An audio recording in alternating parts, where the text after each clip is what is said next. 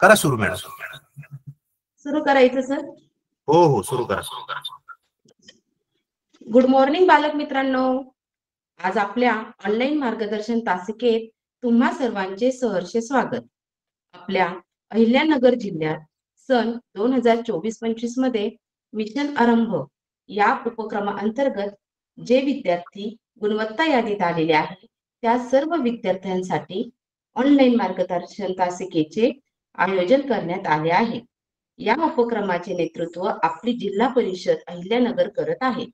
सर्व शिक्षक व विद्यार्थी यांच्यातर्फे या आगळ्या वेगळ्या उपक्रमाचे स्वागत झाले असून यामुळे ग्रामीण भागातील सर्व मुलांना योग्य मार्गदर्शन मिळत आहे व नक्कीच त्यामुळे इयत्ता 5वीचा शिष्यवृत्तीचा निकाल चांगला लागणार आहे.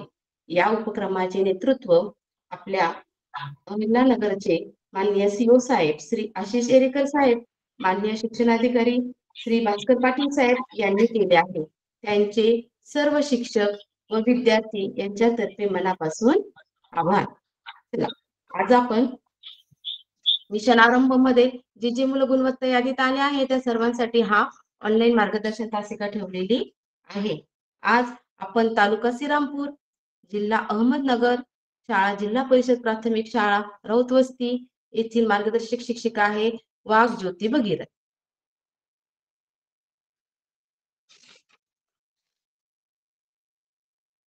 आज आपण भाषा या विषयातील वाक्याचे भाग, वाक्याच्या भागमध्ये उद्देश व विधेय कसं ओळखायचं ते पाहणार आहोत.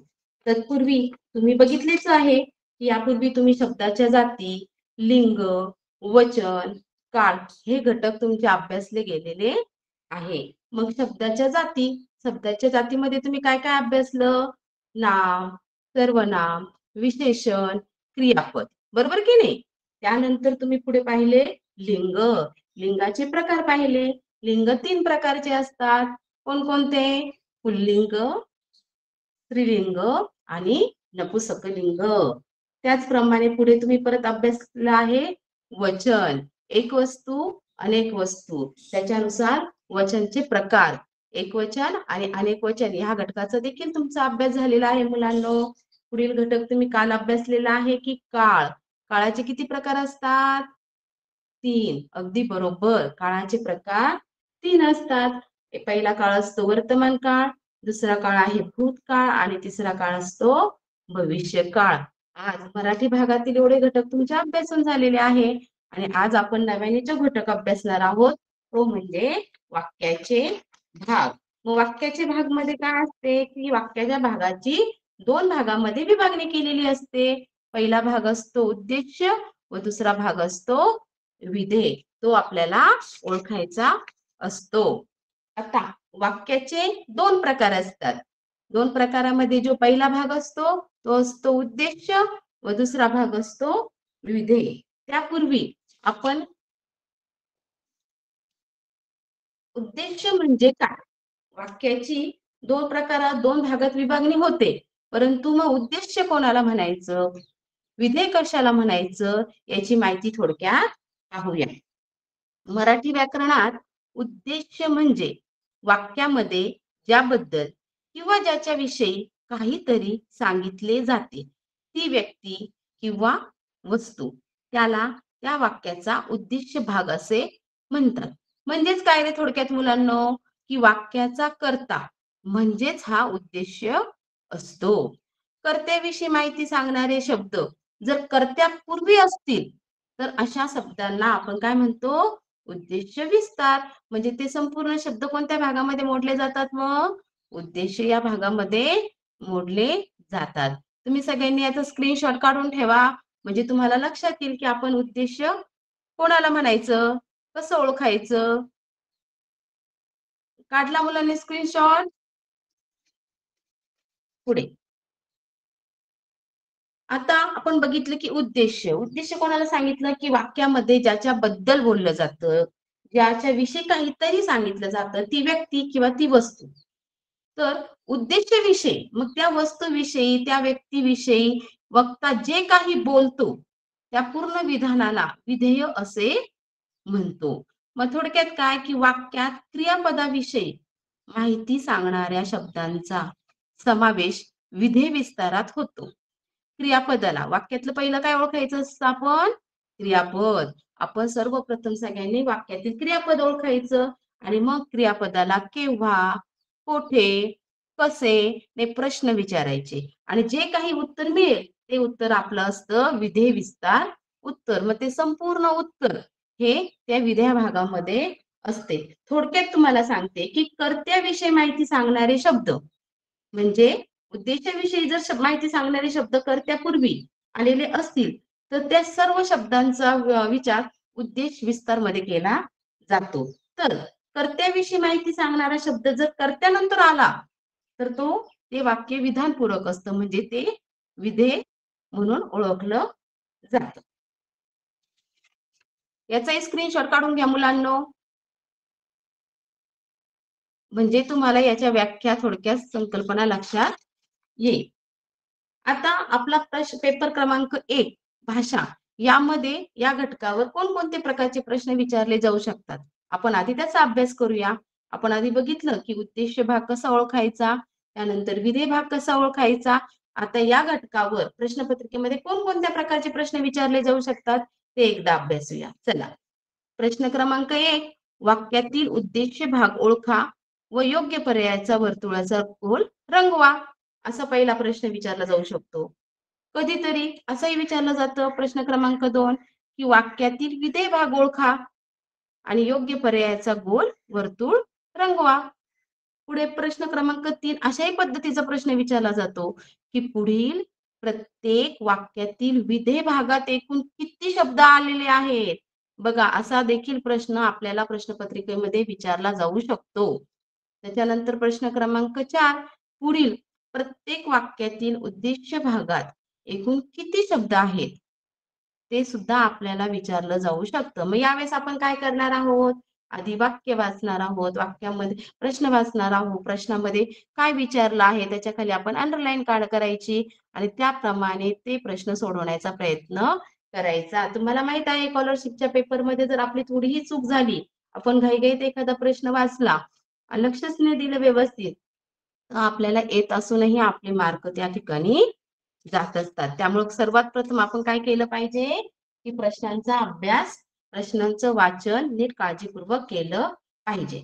आता काही उदाहरणं पाहू की ज्याने आपल्याला उद्देश्य आणि विधेय कसं ओळखता येईल हे पाहणार आहोत. आता उदाहरण, हा नवीन शर्ट मला माझ्या आईने आणला. आता सांगा बरं मुलांनो, या वाक्यातील क्रियापद कोणतं आहे? तुम्ही शिकलेल्या शब्दाच्या जातीमध्ये शिकले आहात की नाही सगळे? बरोबर. सांगा बरं या वाक्यातलं क्रियापद कोणतं? आणला.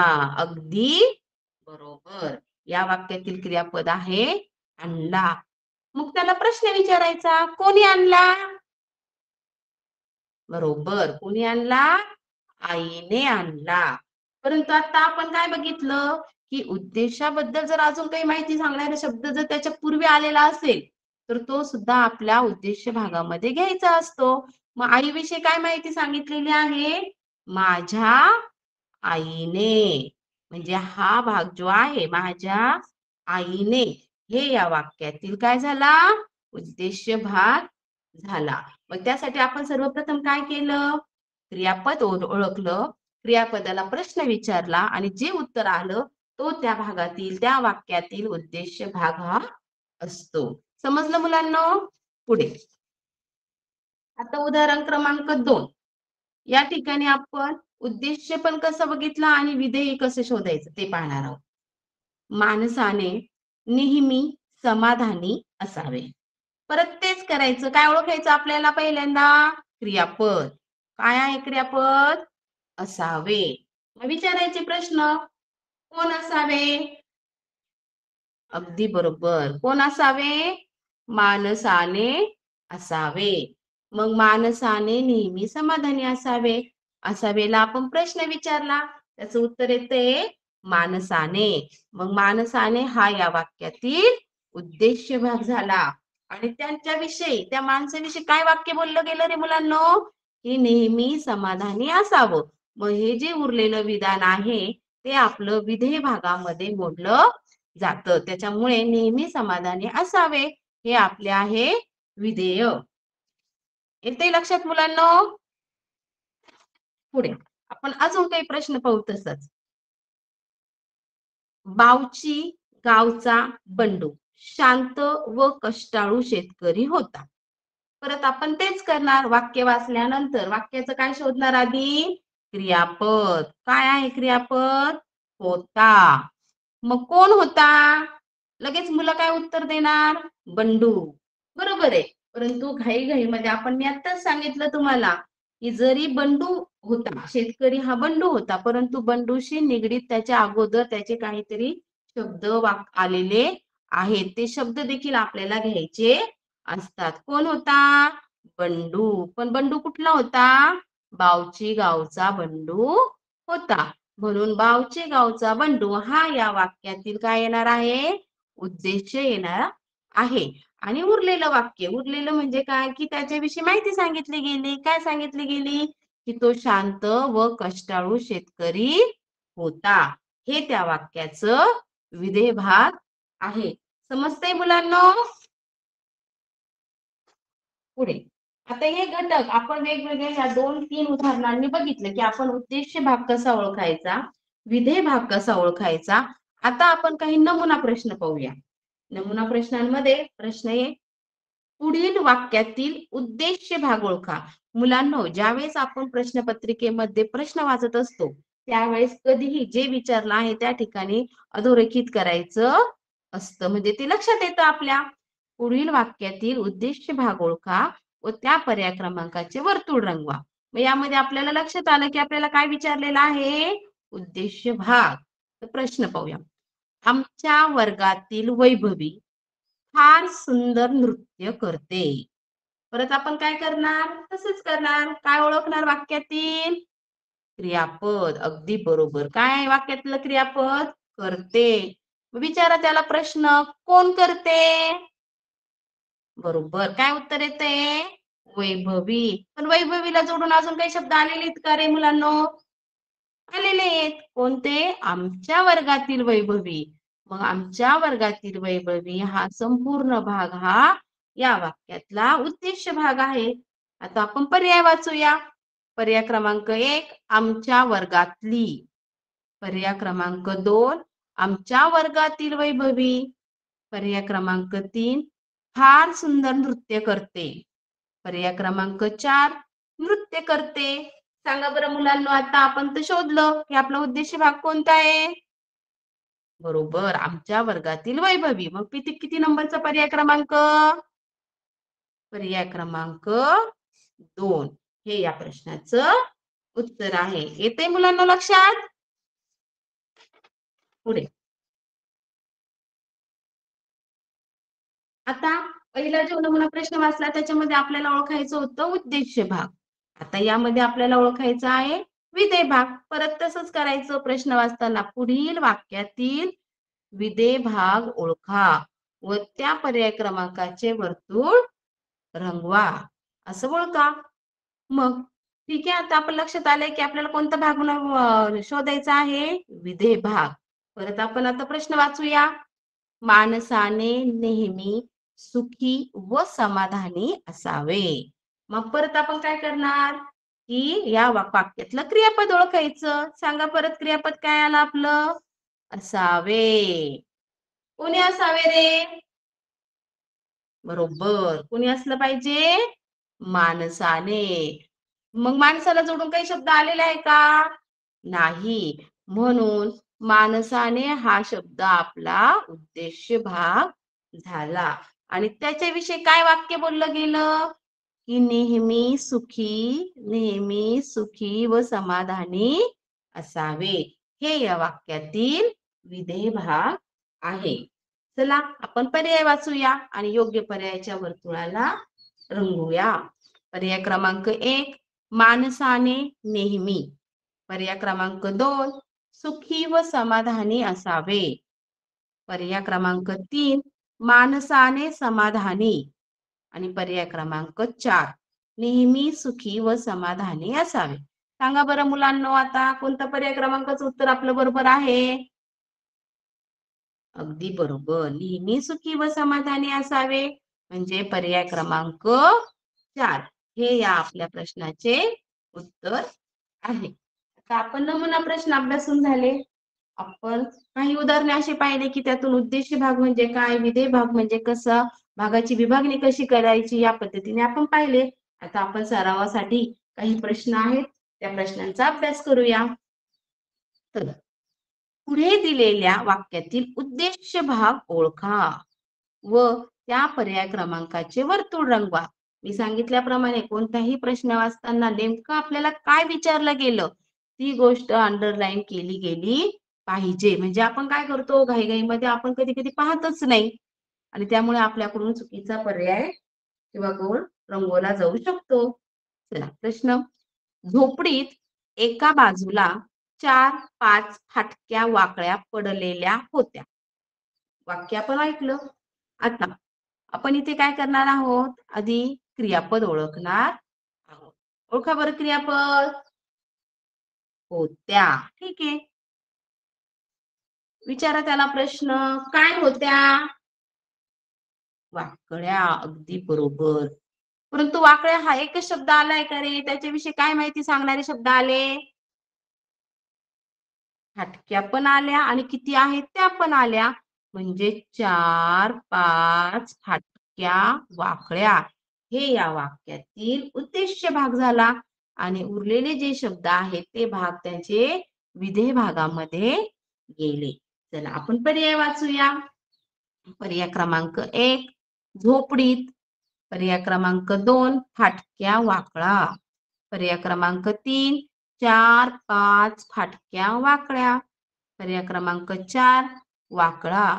सांगा बरं आता मुलांनो कोणतं उत्तर आहे आपला, कोणता पर्याय रंगवायचा, कोणत्या पर्यायाचं उत्तर बरोबर आहे? अगदी बरोबर. 4-5 फाटक्या वाकड्या हे आपला उद्देश भाग आहे. पुढे प्रश्न क्रमांक 2. पुस्तके नवनवीन गोष्टींची माहिती देतात. परत वाक्य वाचल्यानंतर सर्वप्रथम आपण एकच काम करायचं. काय करायचं? त्या वाक्यातलं क्रियापद ओळखायचं. काय आहे क्रियापद? देतात. कोण देतात? पुस्तके. कोण देतात? पुस्तके. मग या वाक्यामध्ये उद्देश हा पुस्तके झाला आणि त्याच्याविषयी काय बोललं गेलं की नवनवीन गोष्टींची माहिती देतात. हे ते विधेय भागामध्ये मोडलं जातं. अशा प्रकारे वाक्याची 2 प्रकारे विभागणी केली जाते. पर्याय वाचूया. नवनवीन गोष्टींची. पर्याय क्रमांक 2 पुस्तके. पर्याय क्रमांक 3 माहिती आणि पर्याय क्रमांक 4 गोष्टीची माहिती. आता सांगा बरं मुलांनो कोणता आहे मग आपला उद्देश भाग, कोणता नंबरचा पर्याय आपला बरोबर आहे? बरोबर पर्याय क्रमांक 2. पुढचा प्रश्न 3. सेनापती बापटांनी सफाईचे व्रत आयुष्यभर राबवले. परत आपण काय करणार? या वाक्यातील क्रियापद ओळखणार. क्रियापदाला प्रश्न विचारा. कोणी राबवले? सेनापती बापटांनी. काय राबवले? सफाईचे व्रत आयुष्यभर राबवले. मग आता ज्या वेळेस आपण क्रियापदाला प्रश्न विचारतो त्याच्या वेळेस जे उत्तर येतं ते असतं आपला उद्देश भाग आणि जे विधान उरलेलं आहे ते आपलं असतं विधेय. बरोबर की नाही? मग आता आपण पर्याय वाचूया. पर्याय क्रमांक 1 सेनापती बापटांनी, पर्याय क्रमांक 2 सफाईचे व्रत, पर्याय क्रमांक 3 आयुष्यभर आणि पर्याय क्रमांक 4 राबवले. सांगा बरं आता याचा कोणता पर्याय आहे आपला मग बरोबर? अगदी बरोबर. पर्याय क्रमांक 1. पुढे प्रश्न 4. पंढरपूरच्या विठ्ठल मंदिरात सर्वांना प्रवेश मिळावा म्हणून साने गुरुजींनी उपोषण केले. आता यामध्ये आपण क्रियापद शोधलं. काय केले? उपोषण केले. कोणी केले? काय उत्तर येतं? साने गुरुजींनी केले. काय केले? पंढरपूरच्या विठ्ठल मंदिरात सर्वांना प्रवेश मिळावा म्हणून उपोषण केले. मग हा झाला साने गुरुजींनी आपला उद्देश्य भाग आणि बाकीचं उरलेलं विधान हे आपलं आहे विधेय भाग. तर पर्याय वाचूया. पर्याय क्रमांक 1 पंढरपूरच्या विठ्ठल मंदिरात. पर्याय क्रमांक 2 साने गुरुजींनी. पर्याय क्रमांक 3 प्रवेश. पर्याय क्रमांक 4 साने गुरुजींनी उपोषण. आता सांगा बरं कोणता पर्याय क्रमांक आपल्या बरोबर आहे? बरोबर, साने गुरुजींनी. पुढचा प्रश्न अभ्यासूया. समजतंय ना मुलांना? ठीक आहे. प्रश्न 5वा. पाणवठ्यावरील ओल्या मातीत अनेक पक्ष्यांच्या पाऊल खुणा आढळतात. काय शोधणार आपण ह्या वाक्यातील? काय शोधणार? बरोबर, काय शोधायचं आपल्याला आधी? क्रियापद. आणि मग क्रियापदाला आपण प्रश्न विचारणार. विचारा बरं. कोण आढळतात? काय आढळतात? पाऊल खुणा. पटकन मुलं तुम्ही घाईघाईत काय उत्तर लिहिणार? कोण? पाऊल खुणा. झाले पाऊल खुण्याचं उत्तर आलेले पर्याय क्रमांक 2 मध्ये. तर अशी घाई करायची नाही. पाऊल खुणांविषयी काही माहिती सांगितलेले शब्द आलेले का त्याच्यापूर्वी? ते शोधायचे. आलेले. काय आलेले आहे? पक्ष्यांच्या. आपण किती? अनेक पक्ष्यांच्या. म्हणून अनेक पक्ष्यांच्या पाऊल खुणा हा भाग आपला उद्देश्य या भागामध्ये मोडला जातो. त्यामुळे सगळे प्रश्न विचारल्यानंतर जे फायनल उत्तर येतं शेवटचं त्याच्यानुसारच आपण उद्देश्य भाग आणि विधेय भाग याच्यात विभागणी करायची आहे. चला पर्याय वाचूया. पर्याय क्रमांक 1 पाणवठ्यावरील ओल्या मातीत. पर्याय क्रमांक 2 पाऊल खुणा. पर्याय क्रमांक 3 अनेक पक्ष्यांच्या पाऊल खुणा. आणि पर्याय क्रमांक 4 अनेक पक्ष्यांच्या. आता आपण सांगितलं की तुम्ही म्हटलेच असते आपण घाईघाईत लगेच केले असते पाऊल खुणा, परंतु पाऊल खुणा हा चुकीचा पर्याय आहे. वठईवरील ओल्या मातीत येईल का? तो पण चुकीचा पर्याय आहे. अनेक पक्ष्यांच्या पाऊल खुणा हा आपल्यातील योग्य उत्तर आहे. अनेक पक्ष्यांचे हे उत्तर देखील चुकीचं आहे. म्हणून कोणतेही प्रश्न वाचताना सोडवताना काळजीपूर्वक आपण ते प्रश्न वाचले गेले पाहिजे. समजतंय मुलांनो?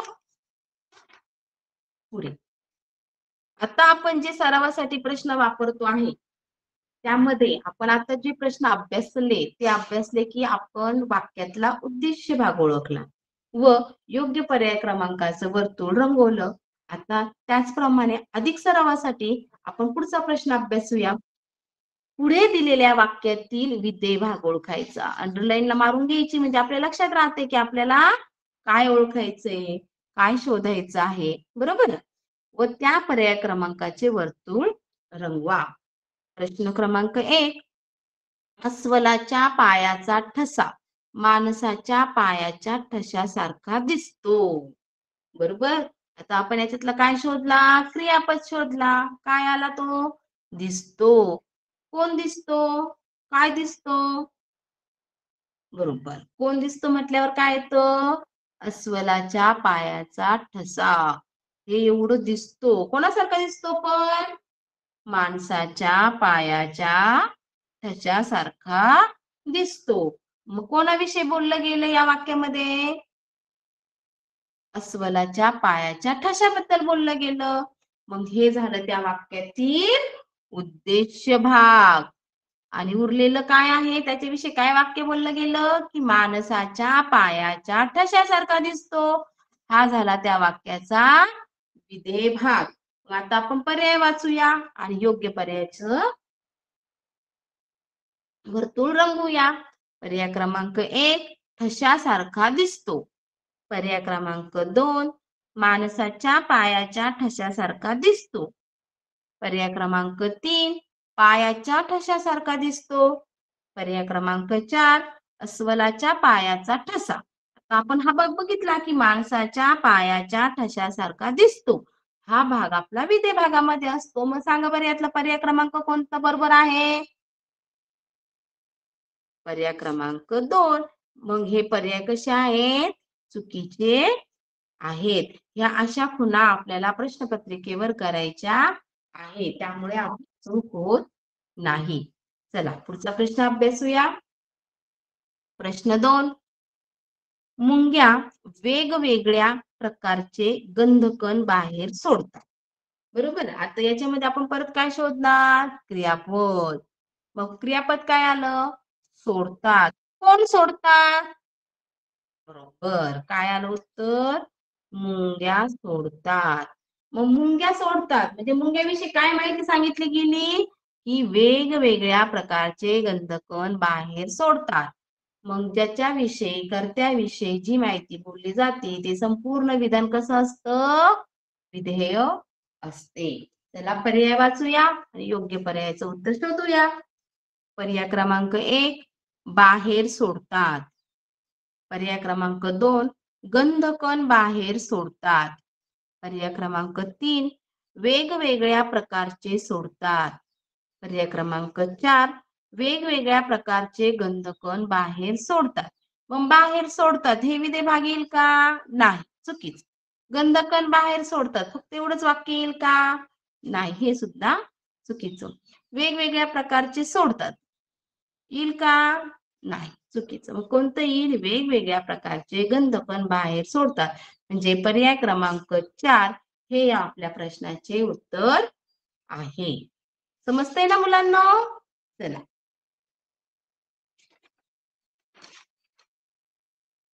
पुढे प्रश्न आपण अभ्यासूया.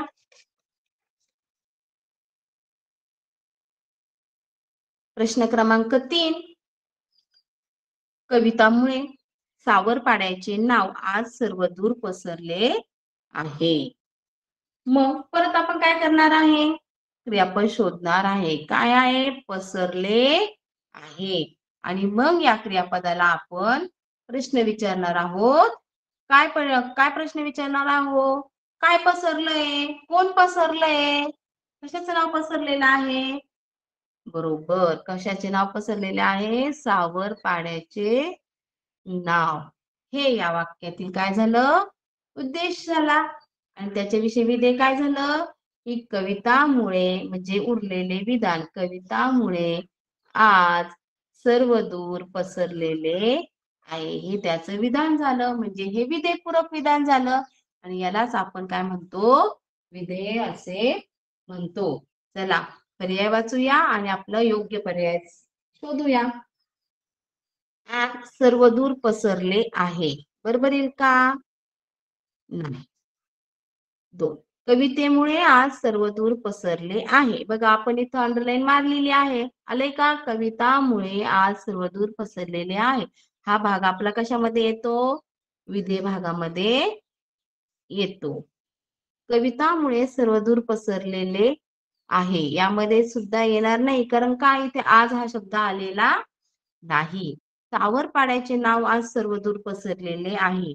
हा पर्याय देखील याचा उत्तर येणार नाही. मग आपलं योग्य पर्याय किती आला? पर्याय क्रमांक 2.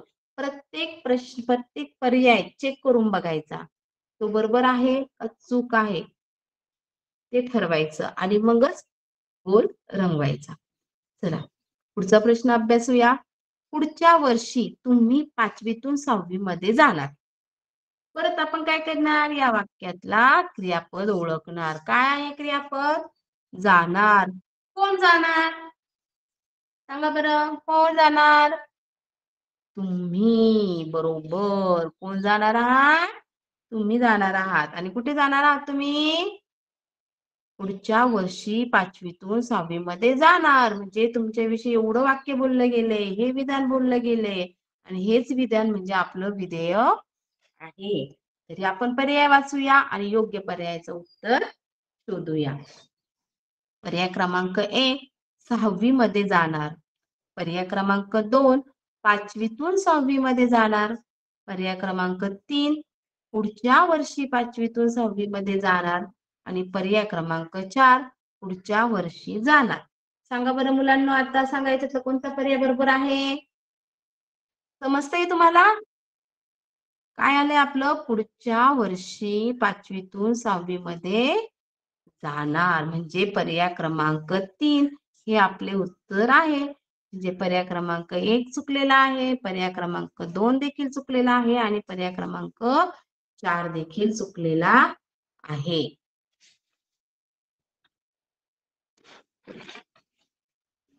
आपला 5वा प्रश्न आहे, आमच्या शेजारी पाटलांची मुलगी लता राहत होती. आमच्या शेजारी पाटलांची मुलगी लता राहत होती. परत आपण काय करणार? क्रियापद ओळखणार. कोण होती? कोण राहत होती? बरोबर, लगेच आलं रे मुलांना तुम्हाला, लता. परंतु लता काय आहे? लता विषयी काही माहिती सांगितलेली शब्द आहे का वाक्यात? बरोबर, मुलगी आणि ती पण पाटलांची. हे 3 शब्द त्याच्याबद्दल बोलले गेले. मग या वाक्यातला उद्देश भाग काय झाला? पाटलांची मुलगी लता. मग आता कोण राहत होती हे झालं. त्यानंतर आता आपल्याला ह्या वाक्यातला उद्देश भाग झाला. मग तिच्याविषयी काय बोललं गेलं? की आमच्या शेजारी राहत होती, है की नाही? मग हे झालं आपलं या वाक्यातील विधेय भाग. आपण पर्याय वाचूया आणि योग्य पर्यायाचं उत्तर शोधूया. समजतंय ना मुलांना? पर्याय क्रमांक 1 आमच्या शेजारी राहत होती. पर्याय क्रमांक 2 लता राहत होती. पर्याय क्रमांक 3 राहत होती. पर्याय क्रमांक 4 पाटलांची मुलगी लता राहत होती. आता सांगा आपण कुठे खूण केली? आमच्या शेजारी राहत होती, म्हणजे पर्याय क्रमांक 1 हे या प्रश्नाचे उत्तर आहे. पर्याय क्रमांक 2 चुकीचा आहे, पर्याय क्रमांक 3 चुकीचा आहे आणि पर्याय क्रमांक 4 देखील चुकीचं आहे. आता आपण सरावासाठी 2 प्रश्न अभ्यासले. पहिला प्रश्न असा अभ्यासला की वाक्यातील उद्देश भाग ओळखा व योग्य पर्यायाचा वर्तुळ रंगवा. आता आपण दुसरा प्रश्न असा अभ्यासला की वाक्यातील विधेय भाग ओळखा व त्याचा पर्याय क्रमांक रंगवा. आता आपण पुढील प्रत्येक वाक्यातील विधेय भागात एकूण किती शब्द आहेत? लक्ष द्या प्रश्नांकडे. पुढील प्रत्येक वाक्यातील विधेय भागात एकूण किती शब्द आहेत ते मोजायचे आहेत आणि त्या पर्याय क्रमांकाचा गोल आपल्याला रंगवायचा आहे. मग आता यासाठी आपण काय करायचं बघा, प्रश्न वाचूया आणि मग आपल्याला ते लक्षात येईल. प्रश्न 1 जगामध्ये कोणतंही काम हलकं नाही. ठरल्याप्रमाणे आपण काय करायचं? आधी काय करायचं? वाक्याचा क्रियापद शोधायचे. काय शोधायचं? हलकं नाही. काय नाही रे हलकं? काम. काम कसं आहे? कोणतंही काम. बरोबर? आता क्रियापद शोधलं, क्रियापदाला प्रश्न विचारले आणि प्रश्न विचारल्यानंतर काय उत्तर आलं आपलं? कोणतंही काम. मग त्याच्याविषयी काय बोललं गेलं? कोणतंही कामाविषयी काय बोललं गेलं? की जगामध्ये हलकं नाही. मग हा जो भाग आहे तुमचा, जगामध्ये हलकं नाही, हे कशामध्ये येतं तुमच्या? विधेय भागामध्ये येतात. मग मोजा बरं ते किती शब्द आलेले आहे? 1 2 आणि 3. विधेय भागामध्ये किती शब्द आले? 3. आता आपण पर्याय वाचूया, है की नाही? आणि पर्यायांमध्ये बघूया की योग्य पर्याय किती नंबरचा आहे. पर्याय क्रमांक 1 2 आहे का?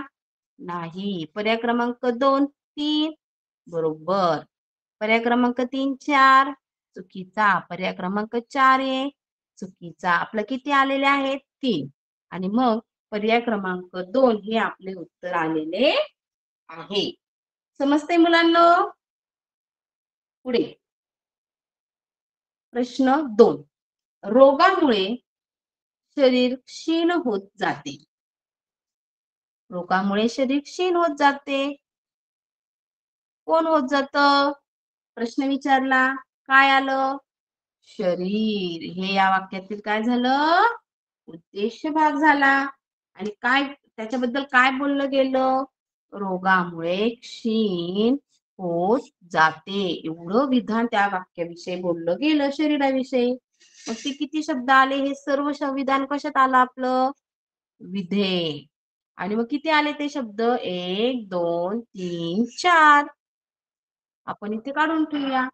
आणि मग योग्य पर्यायाचे वर्तुळ रंगवण्यासाठी आपण पर्याय शोधूया. पर्याय क्रमांक 1, 2, पर्याय क्रमांक 2, 1, पर्याय क्रमांक 3, 4 आणि पर्याय क्रमांक 4, 3. किती आले आपल्या विधेय भागामध्ये?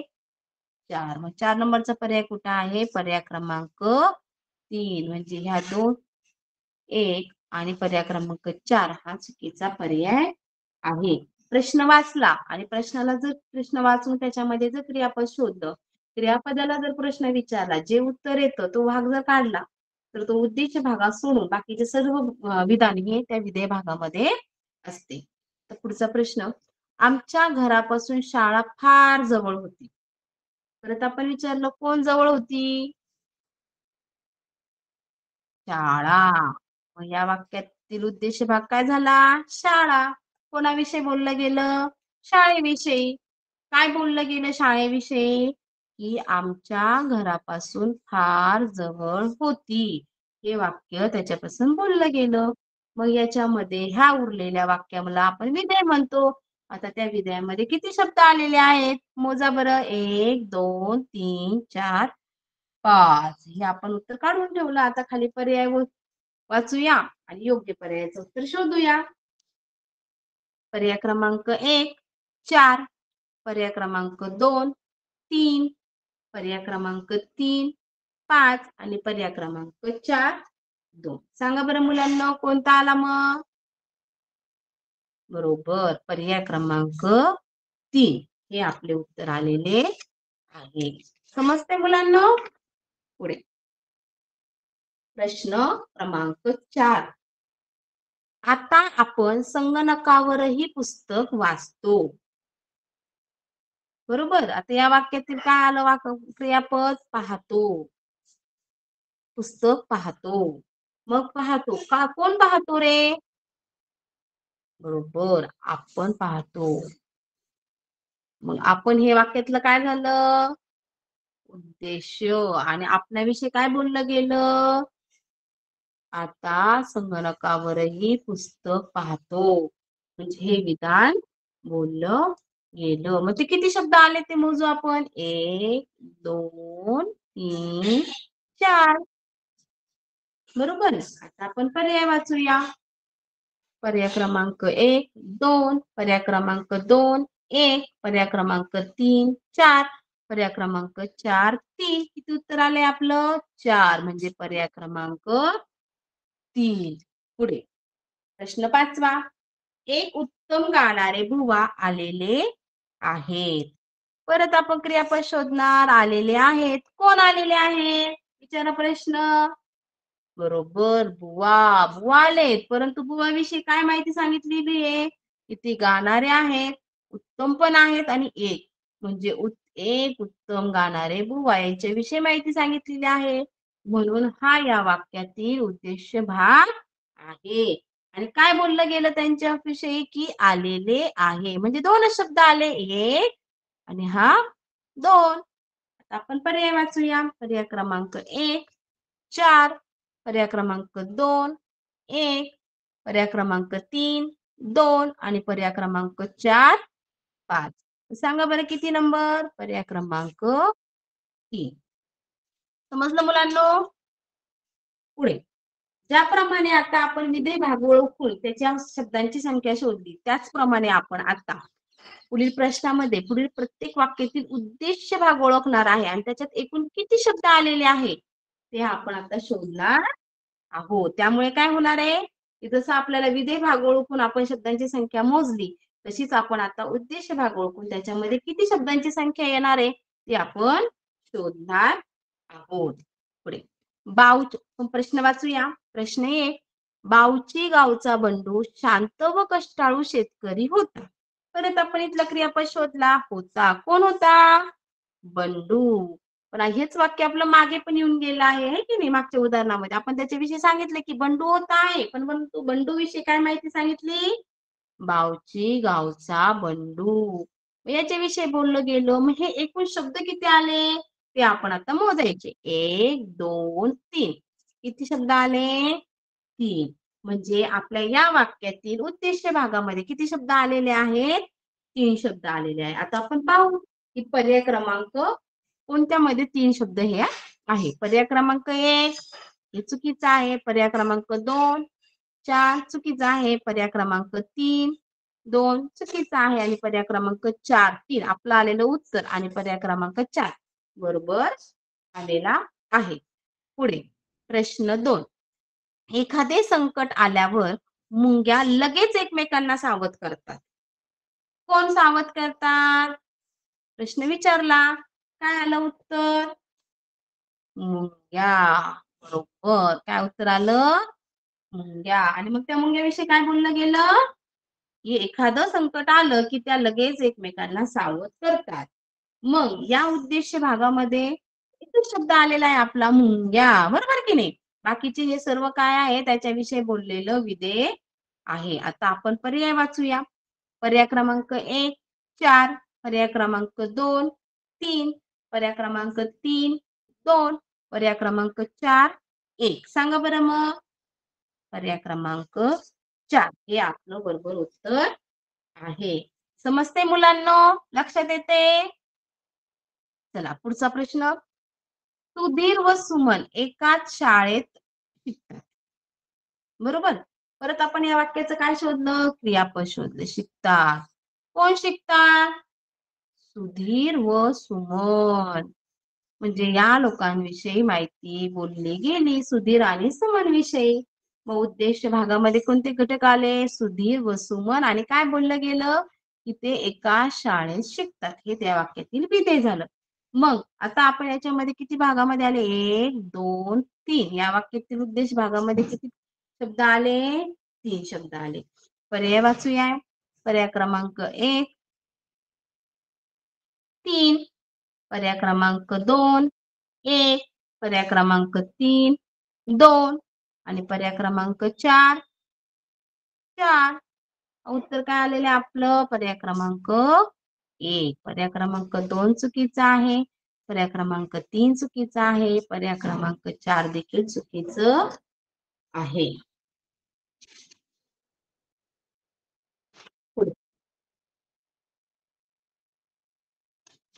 पुढचा प्रश्न अभ्यासण्यापूर्वी आपण लक्षात घ्यायचे की आपण काय बघतोय की उद्देश्य भागातील शब्दांची संख्या. तो खेळ आम्ही मधल्या सुट्टीत खेळत असतो. बरोबर. कोण खेळत असतो? विचारला प्रश्न. काय आलं उत्तर? आम्ही. बरोबर आहे की नाही? प्रश्न क्रियापदाला प्रश्न विचारला, उत्तर आलं आम्ही. मग आमच्या विषयी बोललं गेलं म्हणजे हे झालं या वाक्यातील उद्देश्य भाग आणि त्याची शब्दांची संख्या झाली 1. बरोबर.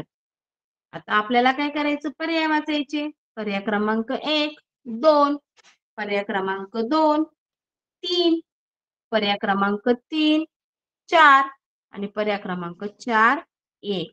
आपल्या उद्देश्य भागामध्ये किती शब्द आलेले आहे? 1. मग आपला एक पर्याय कुठं आहे? पर्याय क्रमांक 4. मग पर्याय क्रमांक 1 चुकीचा आहे. पर्याय क्रमांक 2 चुकीचा आहे. पर्याय क्रमांक 3 देखील चुकीचा आहे. पुढचा प्रश्न अभ्यासूया. प्रश्न क्रमांक 5. तुकडोजी महाराजांचे कार्य पुढे अनेक सेवा मंडळांनी चालू ठेवले. काय चालू ठेवले? सेवा मंडळांनी. बरोबर. परंतु सेवा मंडळांविषयी काही माहिती आहे कधी दिली? आपण आता सांगितलं की नाही कर्त्याविषयी माहिती सांगणारे शब्द जर कर्त्यापूर्वी आले तर तो सुद्धा उद्देश विस्तार असतो. मग काय आलं? अनेक. अनेक आणि सेवा मंडळांनी चालू ठेवले. अनेक सेवा मंडळांनी हे वाक्यातील उद्देश्य भाग झाला आणि त्यांच्याविषयी काय बोललं गेलं की कोणी सुरू केलं ते तुकडोजी महाराजांचे कार्य पुढे त्यांनी सेवा मंडळांनी चालू ठेवले. मग किती आले भागामध्ये? 1 आणि 2. 2 शब्द आपले उद्देश्य भागामध्ये आलेले आहेत. आपण आता पर्याय वाचूया. पर्याय क्रमांक 1 2, पर्याय क्रमांक 2, 3, पर्याय क्रमांक 3, 4, पर्याय क्रमांक 4, 1. सांगा बरं मुलांनो, कोणता पर्याय आपला बरोबर आहे आता? बरोबर. काय? पर्याय क्रमांक 1, 2. लक्षात आलं मुलांना तुम्हाला? सुरुवातीला आपण काय बघितलं आज? की वाक्याचे 2 भाग असतात. पहिला भाग असतो उद्देश्य, दुसरा भाग असतो विधेय. उद्देश्य कशाला म्हणतो आपण?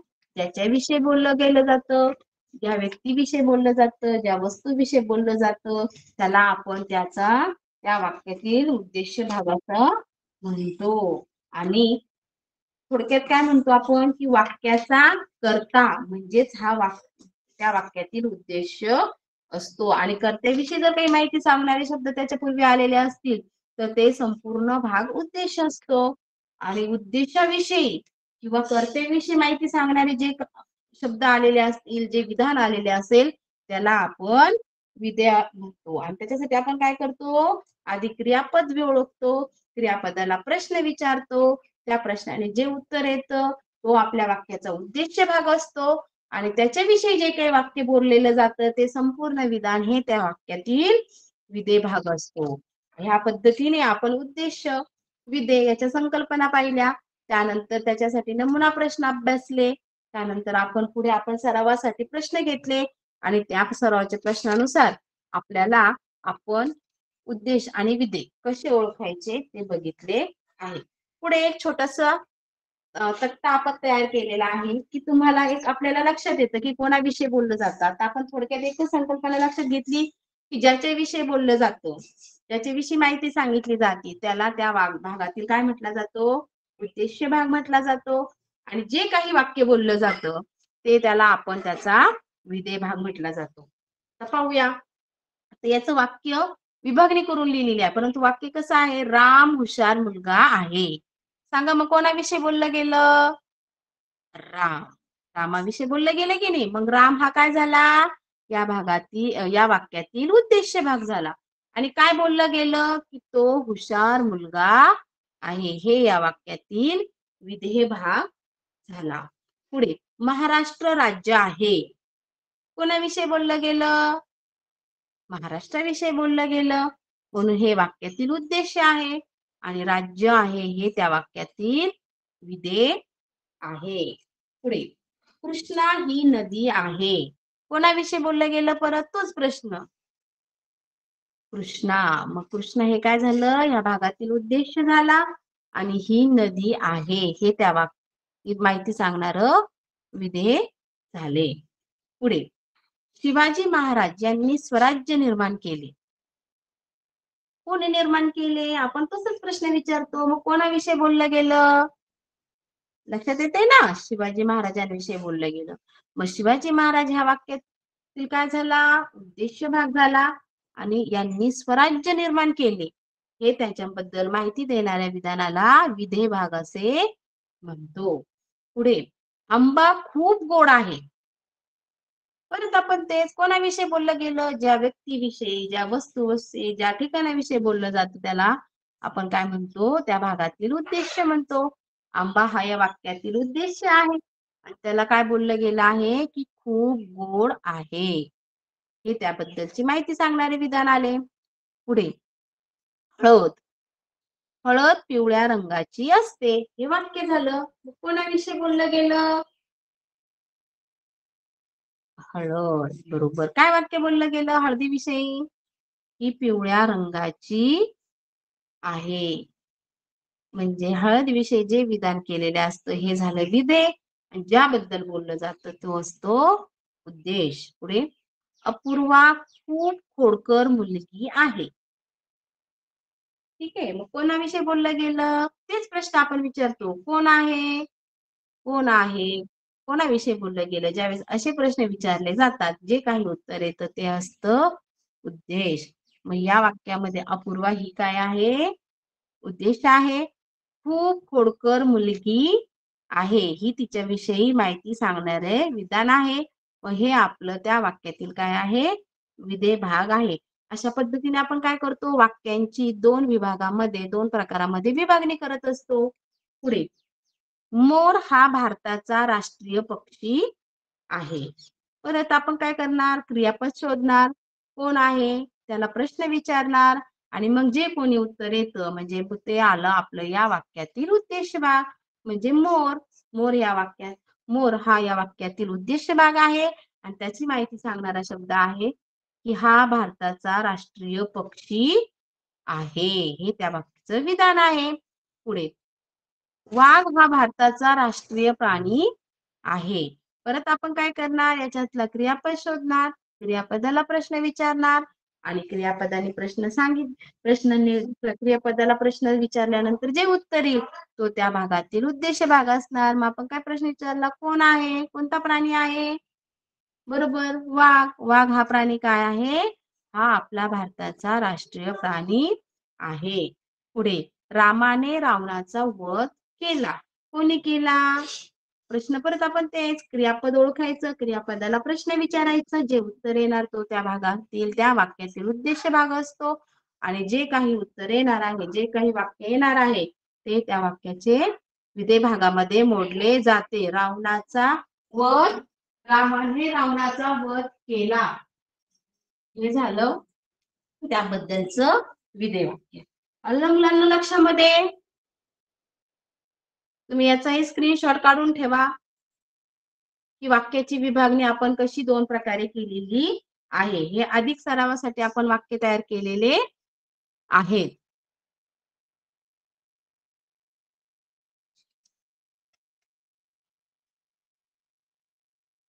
आता पुढे मुलांनो तुम्हाला एक छोटासा स्वाध्याय दिलेला आहे. तो स्वाध्याय तुम्ही बघायचा. तो स्वाध्यायचा प्रश्न मी तुम्हाला एकदा समजून सांगते, त्याचा स्क्रीनशॉट काढा आणि आज तुम्ही आपला तास झाला की तुमच्या वहीमध्ये हा स्वाध्याय सोडवा. त्यामुळे काय होईल की तुमच्या लक्षात येईल की तुम्हाला हा घटक समजला का नाही समजला किंवा काय अडचण आली आणि सराव देखील होईल. स्वाध्यायामध्ये असा प्रश्न विचारला गेलेला आहे की खालील अधोरेखित भाग उद्देश आहे की विधेय आहे, हा ओळखायचा आहे. आता मी तुम्हाला आताच आपण ज्यावेळेस प्रश्नांचा सराव घेत होतो की त्यावेळेस आपण सांगितलेलं आहे की प्रश्न वाचताना प्रश्नात नेमकं काय विचारलं गेलं आहे ते आपल्याला शोधायचं आहे आणि त्या शोधण्यासाठी आपण काय करायचंय, अधोरेखित करायचा आहे भाग. म्हणजे आपल्या लक्षात राहील की काय ओळखायचंय की अधोरेखित केलेला जो भाग आहे तो उद्देश आहे का विधेय आहे ते शोधायचा आणि त्या पद्धतीने त्याचं उत्तर आपल्याला लिहायचंय. मग वहीमध्ये लिहिताना काय करणार तुम्ही, एक नंबर टाकणार, त्याचं उदाहरण लिहायचं आणि त्याचं उत्तर त्या खाली लिहायचं की मुंबई. समजा प्रश्न क्रमांक 1, मुंबई ही महाराष्ट्राची राजधानी आहे. मग त्याला आपण प्रश्न विचारतो, तसंच तुम्ही प्रश्न विचारायचा, क्रियापद शोधायचं, क्रियापदाला प्रश्न विचारायचा, जे उत्तर येईल तो भाग कोणता आणि ज्याच्याविषयी बोलला गेलं तो भाग कोणता असं विभागणी करा आणि नंतर आपल्याला अधोरेखित भाग केलेला काय आहे, मुंबई. मग मुंबई कशामध्ये मोडते, उद्देश भागामध्ये मोडते की विधेय भागामध्ये मोडते. अशा पद्धतीने प्रश्न 1, प्रश्न 2, प्रश्न 3 असे प्रश्न 10 प्रश्न तुम्हाला दिलेले आहेत मुलांनो. घरी त्याचा सराव करा. आज परत उद्देश म्हणजे काय, विधेय म्हणजे काय, त्यासाठी आपण कोणकोणते प्रश्न अनुभवले, ते कोणकोणते प्रश्न अभ्यासले, त्याच्यामध्ये कोणकोणत्या प्रकारचे प्रश्न विचारले जाऊ शकतात ते देखील आज आपण पाहिले. आज आपला तास झाल्यानंतर आज हे तुम्ही सगळं तुमच्या स्कॉलरशिपच्या वहीमध्ये लिहून काढायचे, म्हणजे तुमचा डबल सराव होईल आणि त्यावरचे तुमचे मार्क जे असतील ते कधीही जाणार नाही. फक्त घाई करायची नाही. प्रश्न वाचताना ते काळजीपूर्वक वाचा आणि आपला स्वाध्याय सोडवा. आता तुम्ही ह्या स्वाध्यायाचा स्क्रीनशॉट काढला का?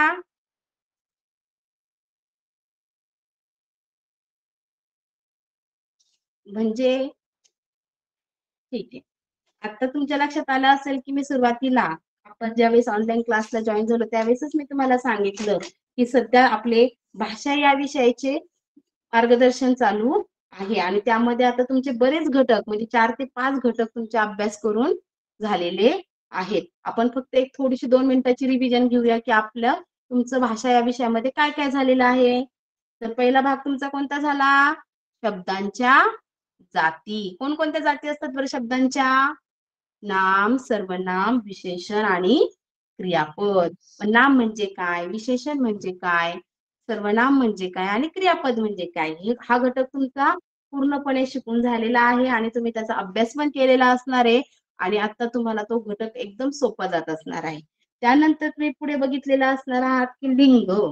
मग लिंग, लिंग म्हणजे काय, लिंगाचे प्रकार किती, लिंग, लिंग नपुसक आपलं पुल्लिंग, स्त्रीलिंग आणि नपुसकलिंग हे लिंगाचे 3 प्रकार आहेत. ते कसे ओळखायचे, काय ओळखायचे, त्या प्रकारचा त्या घटकाचाही अभ्यास तुमचा झालेला आहे. त्याच्यावरही स्वाध्याय तुम्हाला दिलेला होता. तो स्वाध्याय देखील तुम्ही सोडवलेला असणार आहे. त्यानंतर तुम्ही जो घटक अभ्यासला तो म्हणजे वचन.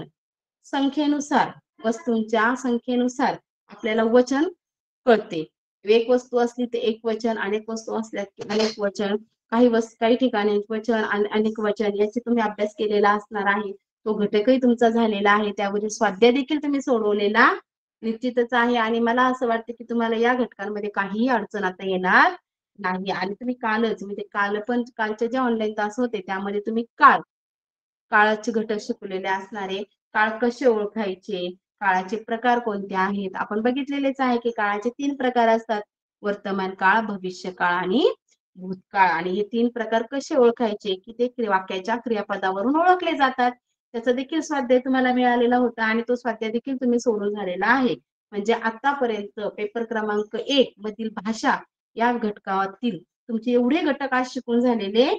आणि आज आपण नव्याने जो घटक शिकलेला आहे तो म्हणजे कोणता, वाक्यांचे भाग. आणि वाक्यांचे भाग आपण बघितले की किती भागामध्ये होतात, 2 प्रकारात त्यांची विभागणी होते. ज्याच्याविषयी बोललं जातं बरोबर त्याला काय म्हणतात, त्या भागाचा उद्दिष्ट भाग म्हणतात आणि जे काही विधान बोललं जातं त्याला त्या भागातील विधेय भाग म्हणतात. अगदी बरोबर.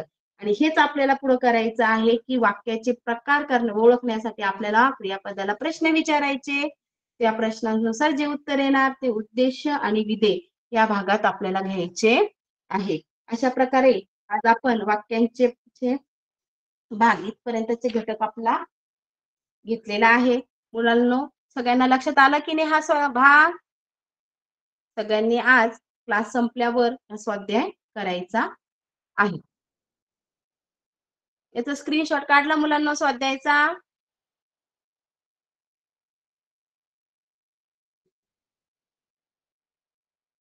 आजचा घटक तुम्हाला सगळ्यांना निश्चितच समजलेला असेल अशी मी आशा करते आणि तुम्हाला परीक्षेसाठी खूप खूप शुभेच्छा देते. धन्यवाद.